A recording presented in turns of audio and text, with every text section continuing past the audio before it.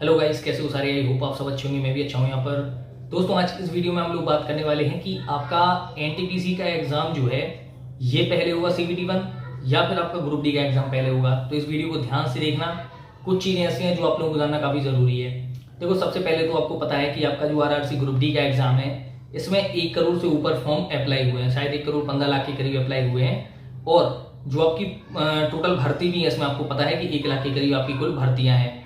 Common सी बात है, इतने सारे लोगों का एग्जाम कंडक्ट कराने के लिए आपकी जो भी एग्जाम कंडक्टिंग एजेंसी है, चाहे वो TCS हो या और कोई एजेंसी भी हो, उसे काफी सारी प्रोसेस करनी पड़ेगी, क्योंकि इतने सारे कैंडिडेट का एग्जाम कराना, ऊपर से अक्टूबर 2021 में, जो कि एम्स के डायरेक्टर्स का भी कहना है कि कोविड की 3rd वेव भी आ सकती है। तो ऐसे में एग्जाम का एक शेड्यूल बनाना कि कब तक आपके एग्जाम होंगे, बाई चांस अगर 3rd वेव आ जाती है तब क्या करना है, ये सब रेलवे को एक पूरा अपना शेड्यूल बनाना पड़ता है कि कैसे क्या कराना होता है। ठीक। अगली चीज की एनटीपीसी CBT 2 का जो एग्जाम होगा उसमें आपको पता है सिर्फ और सिर्फ 20 टाइम्स कैंडिडेट लिए जाने, यानी लगभग 7 लाख लोग एग्जाम में बैठेंगे। और इतने कम लोगों का एग्जाम कराना कोई भी एग्जाम कंडक्टिंग एजेंसी को कोई बड़ी बात नहीं है, आराम से करा सकती है। TCS जैसी कंपनी तो वैसे भी आराम से करा लेगी। अब 3rd वेव अगर आ भी जाती है तो आपका CBT 2 का जो एग्जाम है वो आराम से कंडक्ट कराया जा सकेगा, क्योंकि कम लोगों को ही बुलाएंगे लेकिन लोग जा पाएंगे। और चाहे जब आपने देख लिया 2nd वेव भी रही, लेकिन तब भी इस बार ट्रेनें बंद नहीं हुई, जबकि फर्स्ट जो पहली वेव आई थी उसमें पूरी ऑल ओवर जितनी भी मेल एक्सप्रेस ट्रेनें थी, जितनी पैसेंजर ट्रेनें थी, सारी बंद कर दी गई थी।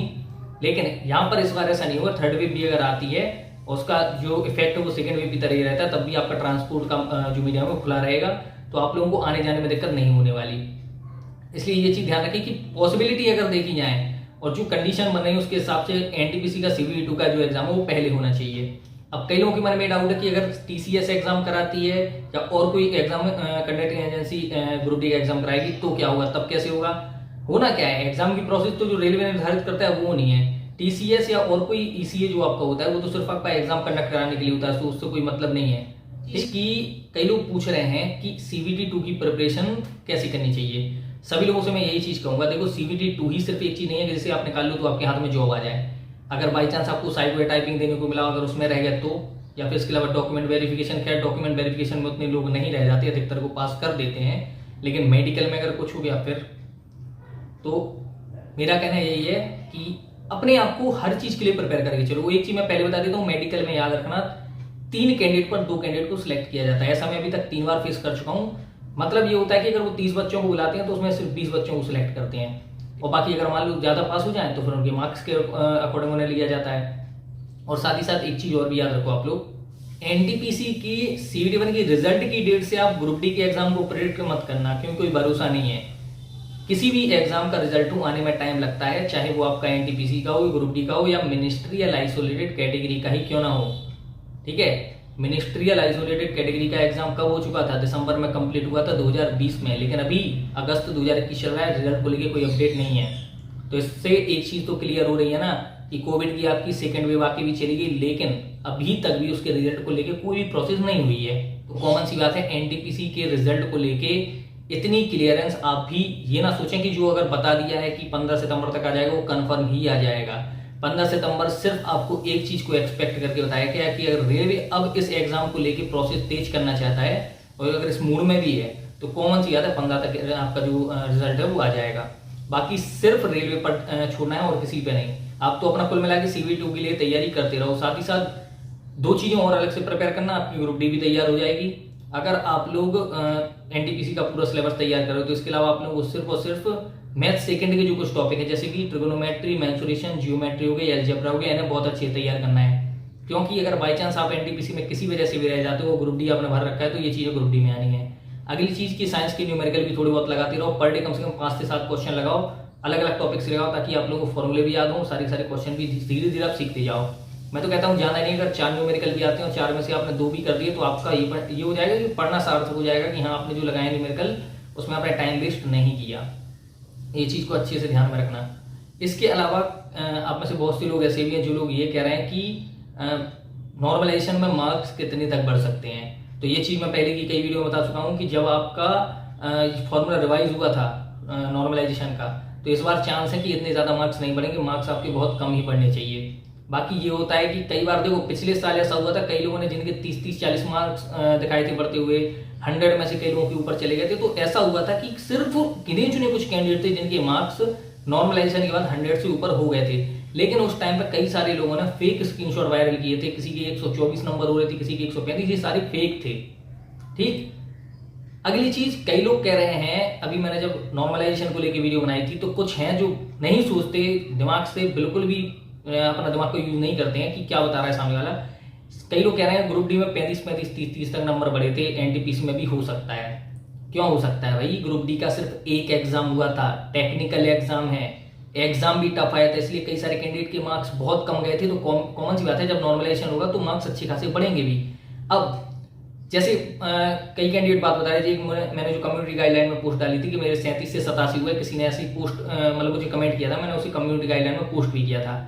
सोचो अगर उसके 37 मार्क्स होते तो क्या उसका सिलेक्शन होता? नहीं होता ना। उसके मार्क्स हुए 87, बोर्ड की कट ऑफ गई हुई है 60 और 70 के बीच में, तब जाके सिलेक्शन हुआ ना।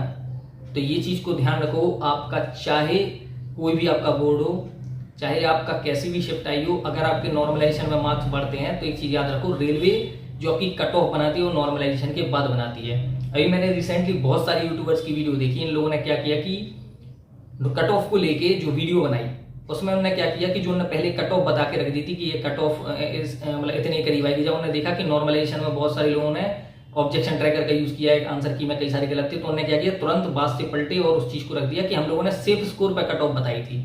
सेफ स्कोर पर कट ऑफ बताने से मतलब क्या रह गया?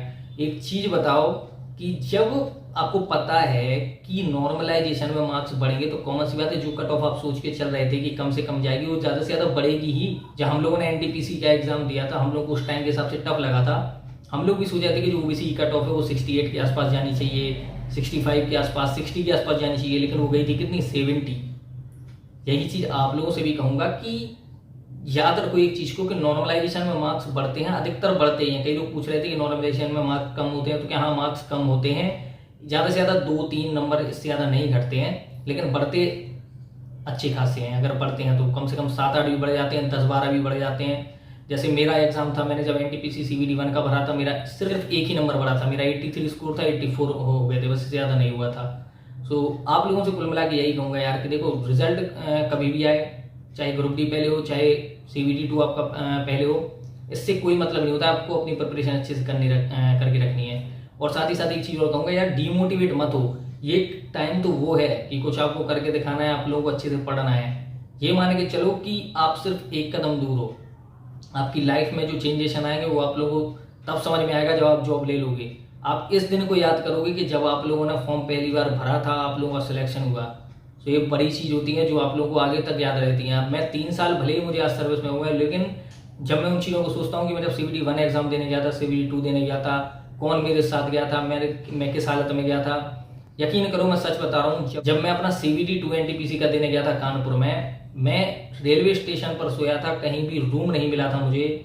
रात को 1-2 बजे की करीब की मुझे याद है, ठंड में कपकपाते हुए प्लेटफॉर्म पर सोया था।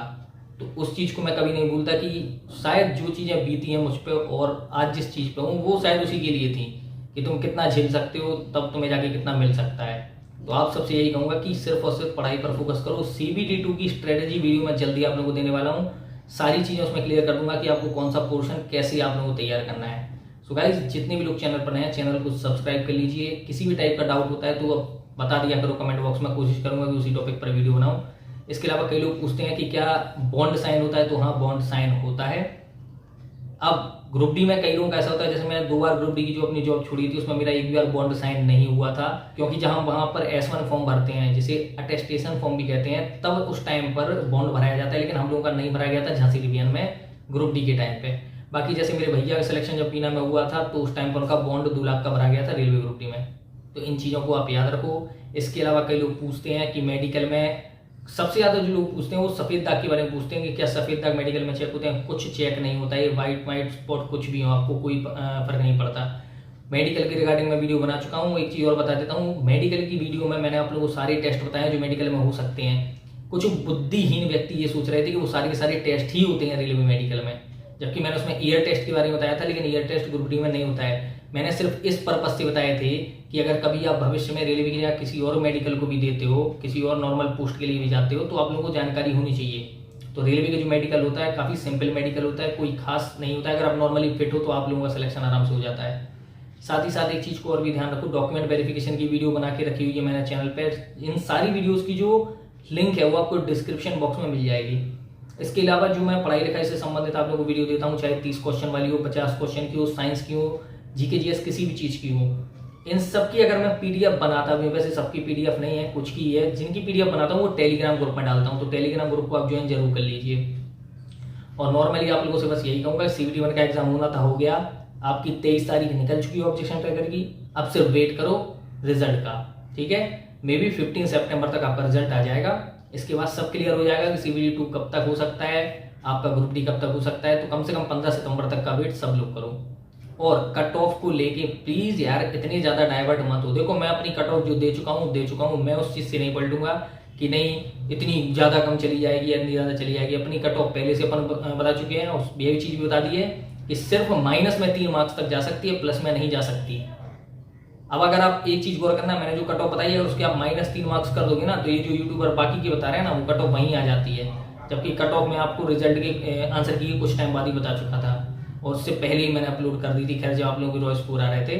सो किसी भी तरह का अपडेट अगर आप पाना चाहते हो तो प्लीज चैनल को सब्सक्राइब जरूर करो। वीडियो अच्छी लगी तो वीडियो को लाइक जरूर करना और अपने दोस्तों के साथ शेयर जरूर करना। मिलते हैं अगली वीडियो में।